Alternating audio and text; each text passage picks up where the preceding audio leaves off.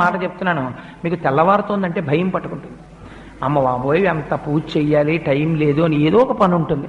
అలా కాకుండా మీరు స్వల్పమైన పూజ, వైదికంగా పరిపూర్ణత్వం ఉండే పూజ అలవాటు చేసుకున్నారనుకోండి, మీ పూజ మీకు బరువు అనిపించాలి.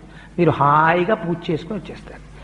ఒక్కరోజు మీరు ఎంచుకోండి, ఏదో ఒక రోజు నేను ఒక శనివారం నాడు ఇలా పూజ చేసుకుంటాను, లేదు ఒక సోమవారం నాడు చేస్తూ ఉంటాను, లేదు ఒక ఆదివారం నాడు చేస్తాను.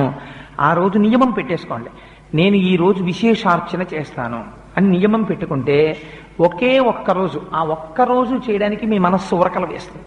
ఇవాళ నేను విశేషార్చన చేస్తాను అని అదే పూజ ఎక్స్పాండ్ అవుతుందంతే.